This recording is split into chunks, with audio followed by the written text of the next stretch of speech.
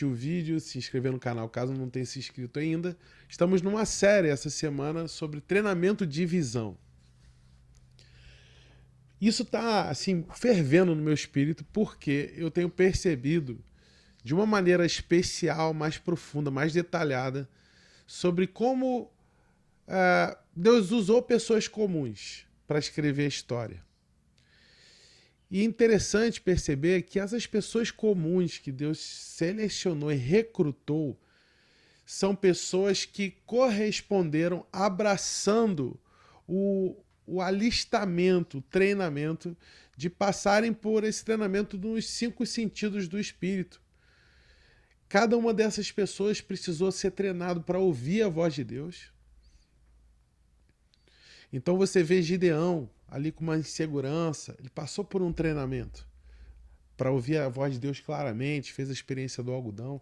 Então a gente vê, são tantos personagens, Abraão, hoje a gente vai falar sobre Jacó, pessoas que passaram por treinamento na sua audição espiritual, na sua visão espiritual, nas suas declarações, no seu discernimento. Então, esses 5 sentidos têm sido para mim objeto de estudo, de investigação, de dedicação, porque eu acredito que Deus pode usar pessoas comuns como eu e você para incluir nos seus planos sobre o que Ele está estabelecendo com o seu governo, seu reino sobre a terra. A gente pode fazer parte disso. E cada um de nós, pessoas anônimas ou famosas, pessoas com títulos ou não, cada cristão está numa fase desse treinamento. Alguns têm abortado esses treinamentos. Dependente da sua posição, alguns estão abraçando, outros não. E eu quero te ajudar nisso. Hoje a gente vai falar... Ontem a gente falou sobre Contando as Estrelas, sobre o episódio de Abraão. Hoje a gente vai falar Contando as Ovelhas, um episódio sobre Jacó. Essa história está ali no capítulo 30 do livro de Gênesis, primeiro livro da Bíblia. E nesse capítulo 30, a gente vê ali uma realidade e uma situação muito adversa. A gente percebe que Jacó, ele tinha 2 esposas. Ele amava Raquel. Na verdade, ele só queria Raquel. Porém, ele foi enganado pelo seu sogro. Na noite de núpcias, ele colocou ali dentro, uma coisa meio estranha, mas ele colocou ali a irmã de Raquel mais velha, né, a primogênita, que foi Lia. E ele precisou trabalhar para pagar o dote dessa primeira esposa 7 anos.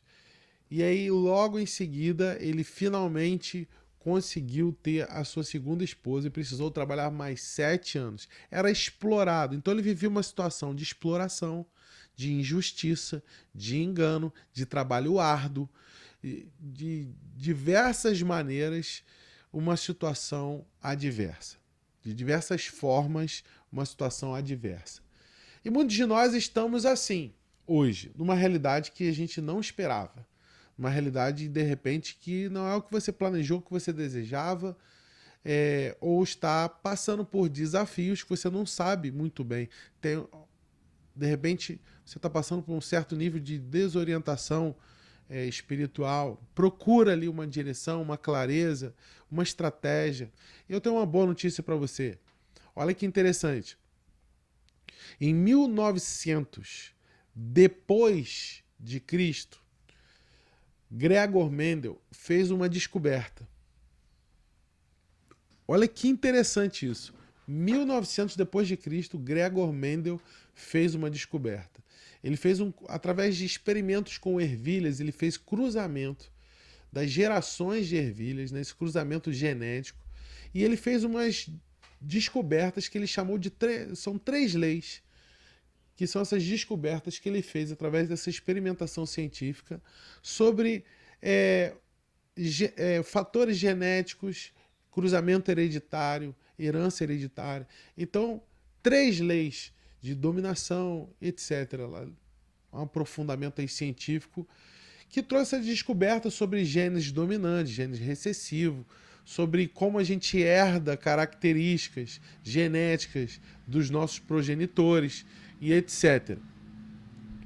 É muito interessante essas descobertas.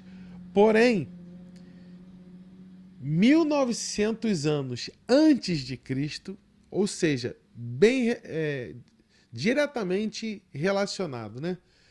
Então, 1900 depois de Cristo, Gregor Mendel fez, através de estudos científicos, a ciência alcançou um nível, um patamar de fazer a descoberta sobre a incidência e influência dos fatores hereditários numa geração, no processo de concepção da vida.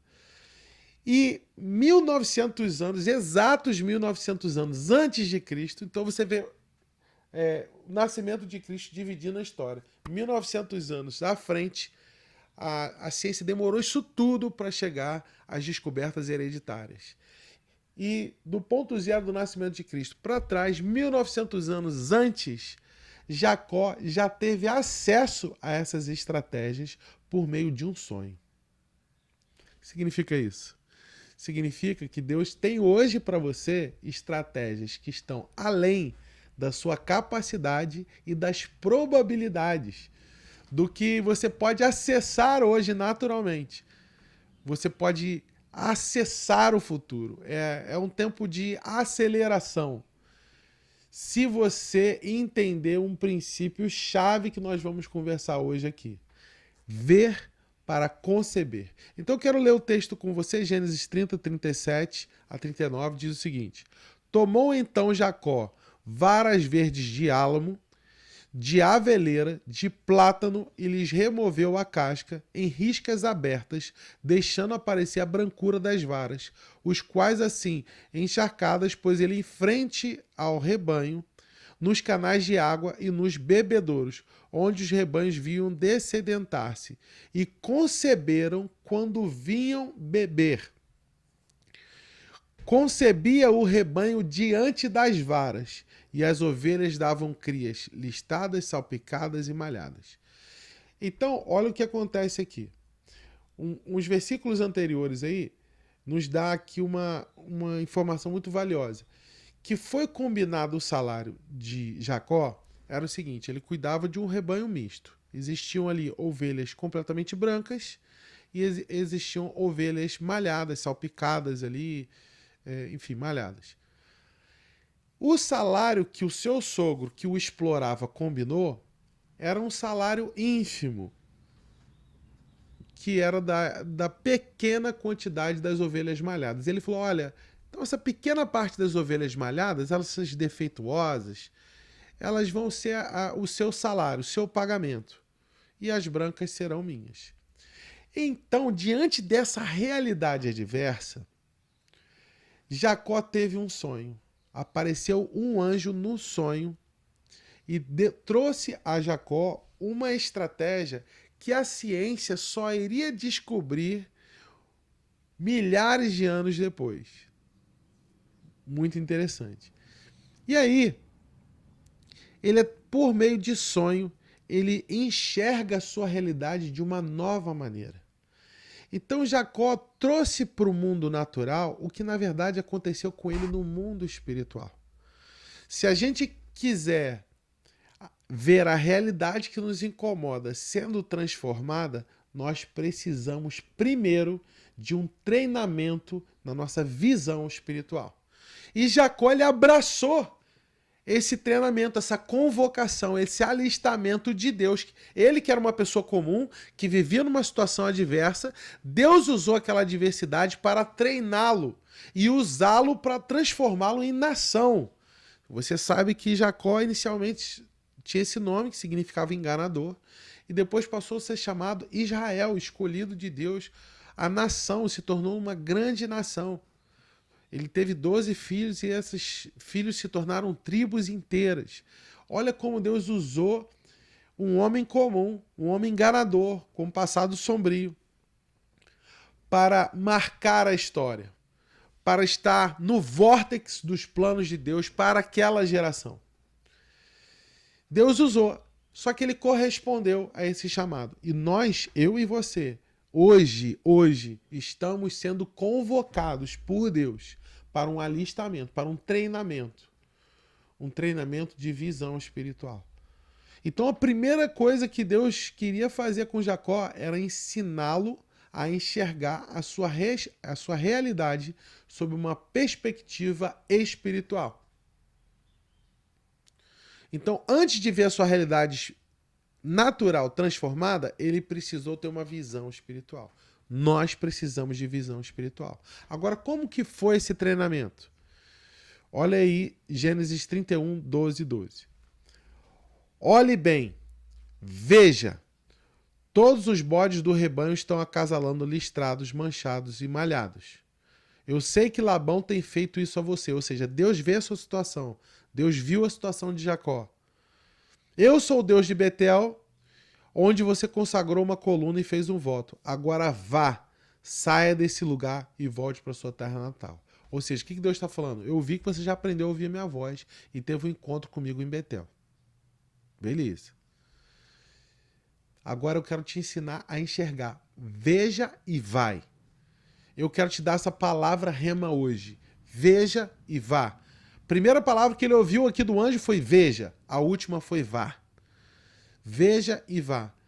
Então nós precisamos de uma visão e fazer alguma coisa com ela. Qual foi a estratégia que ele recebeu em sonho?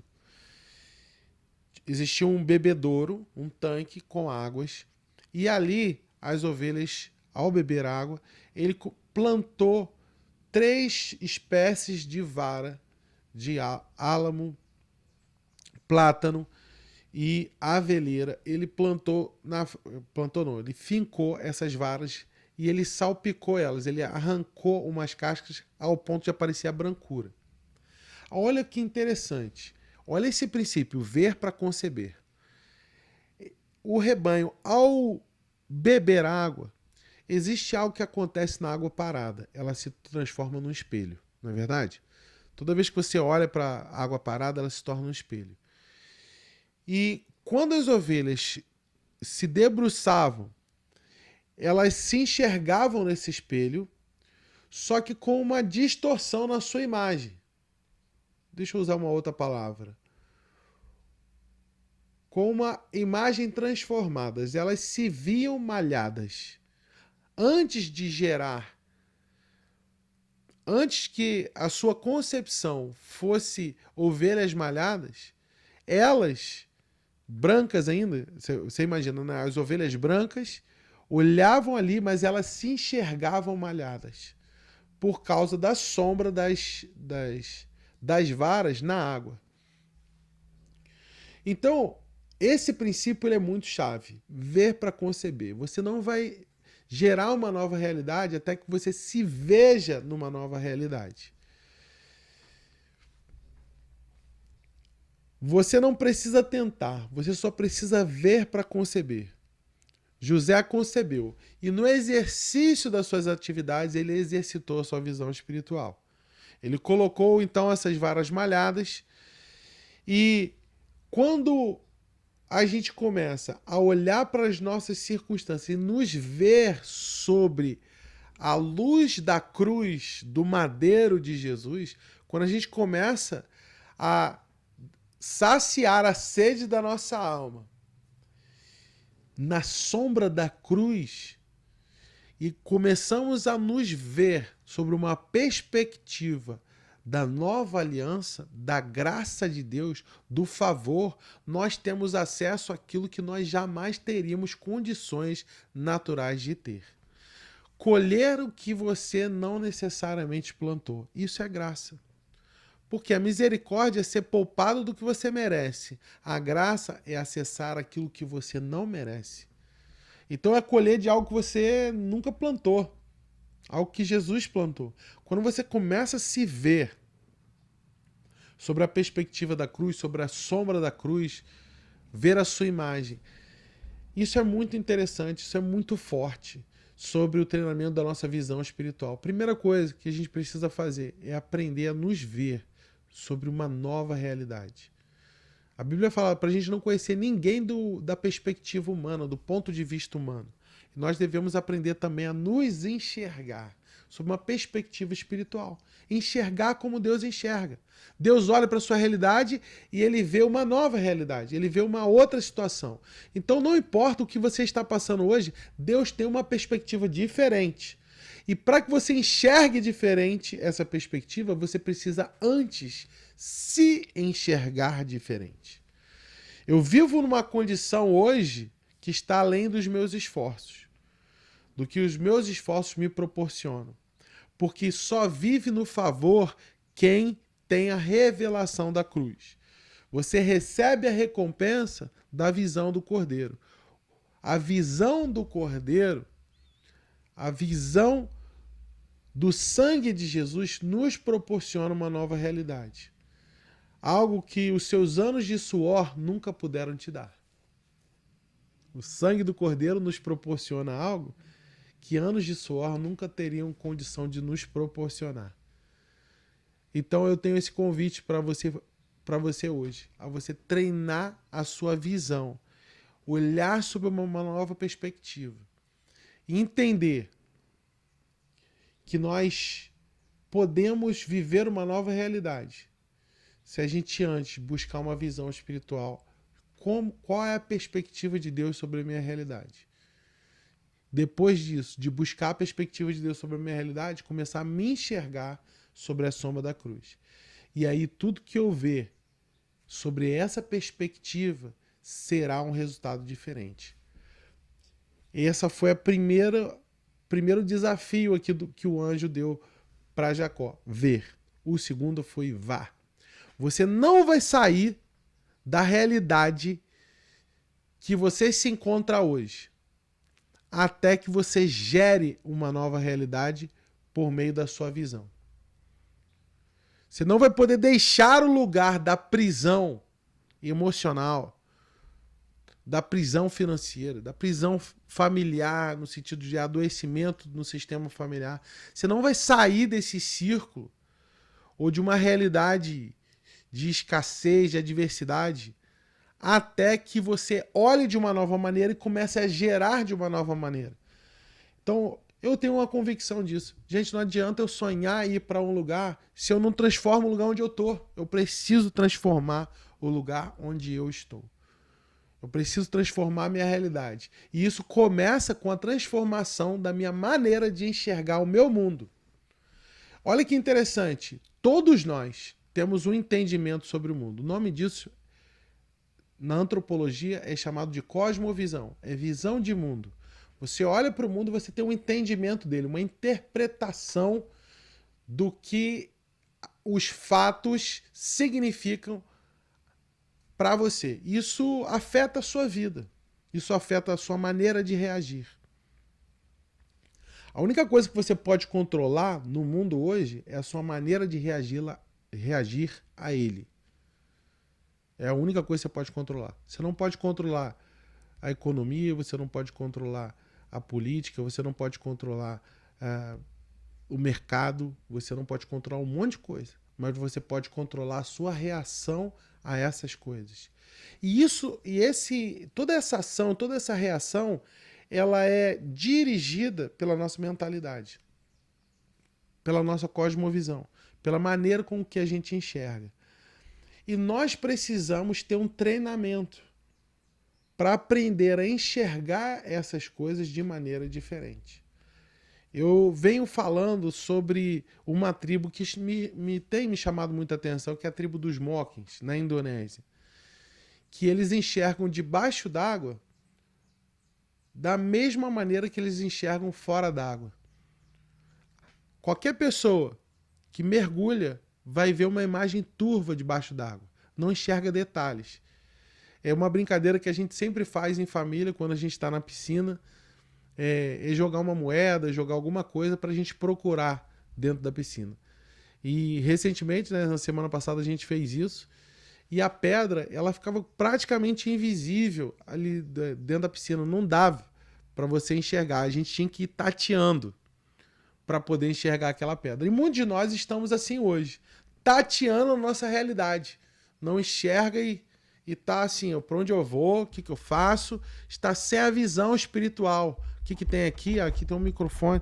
Aí você vai se posicionando, você não consegue reagir bem e pode acabar se machucando, se ferindo, ou não encontrando o que precisa ser encontrado. Então é muito importante a gente desenvolver a nossa visão espiritual. Agora, essa tribo é interessante que as crianças, antes de aprenderem a andar, eles aprendem a nadar. E eles aprendem a enxergar debaixo d'água. Porque eles aprendem a contrair a pupila de tal maneira que ela fica minúscula, assim, a pupila. E essa parte, que é onde fica a cor do olho, ali na retina, ela fica completamente dilatada. E a pupila fica pequenininha. Eles precisaram treinar a maneira deles de enxergar debaixo d'água para enxergar com detalhes. E no mundo do espírito, no universo do espírito, nós precisamos desse treinamento, senão fica tudo embaçado, a gente vê pouco, a gente tem pouca visão espiritual, a gente não enxerga adequadamente. Nós precisamos de treinamento. E a melhor maneira de começar esse treinamento é enxergando tudo pelos olhos da cruz, através das lentes do Cordeiro, do sangue do Cordeiro. Nos enxergar nele, lavados, remidos, restaurados, justificados pelo sangue de Jesus. Enxergar o próximo, não como ele está, com a condição, mas com quem ele vai se tornar, como o céu vê. Qual é a identidade celestial que você tem? Como Deus te enxerga? Você precisa se enxergar, eu preciso me enxergar como Deus me enxerga. E nisso a gente tem uma realidade completamente diferente. Ver para conceber. E a gente não vai poder sair para liberar, desbloquear os planos de Deus na nossa vida se antes a gente não transformar a realidade onde a gente está. Então entenda, sua realidade hoje, sua diversidade hoje é, na verdade, um estágio. É um estágio onde você pode aplicar ali princípios espirituais, onde você pode, em meio a essas situações, treinar a sua capacidade de enxergar espiritualmente. Treinar a sua pupila para enxergar com detalhes dentro dessa realidade do mundo do espírito, do mundo sobrenatural. Então, espero estar te ajudando, te dando aí algumas palavras proféticas, alguma palavra rema que faça sentido na sua vida. Existe uma estratégia que está disponível, você pode acessá-la. Se você simplesmente parar e Deus me mostra como você enxerga a minha realidade, como ela pode se tornar, quais estratégias eu preciso aplicar para colocar em prática a maneira que você enxerga sobre ela, como eu posso me ver diferente para que eu possa conceber uma realidade diferente. Você pode fazer tudo ser diferente a partir da sua perspectiva. Tá bom? Deus te abençoe. Coloque a mão nos seus olhos nesse momento, feche seus olhos, coloque a mão nos seus olhos, eu quero orar por você. Pai, em nome de Jesus, eu oro por cada pessoa, por cada coração que você está alistando e recrutando hoje para esse treinamento de visão espiritual. Dá-nos a tua visão sobre a nossa realidade, a sua perspectiva. Nós queremos receber revelação sobre a nossa identidade celestial e nos ver sobre o reflexo do sangue do Cordeiro, sobre o reflexo, a revelação da cruz. Que nós andamos e vivemos e conduzimos a nossa vida no favor de Deus. Não apenas por aquilo que o nosso suor nos proporciona, mas por aquilo que a tua graça nos dá acesso. É a tua graça que nos dá acesso a sonhos, a estratégias, a raciocínios, a maneiras de fazer as coisas diferentes, a insights, ideias, criatividade. É a sua graça que nos dá acesso a essas coisas, que nós podemos, que faz com que possamos contornar os obstáculos, avançar na nossa vida e, o melhor de tudo, nos tornarmos mais íntimos da tua presença e estarmos inseridos no teu plano para a humanidade nos nossos dias. Em nome de Jesus. Abre os nossos olhos. Amém.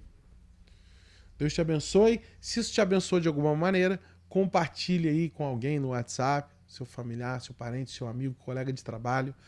Me ajuda a levar essa mensagem mais longe, tá bom? Deus te abençoe. Fique em paz, na terra como no céu.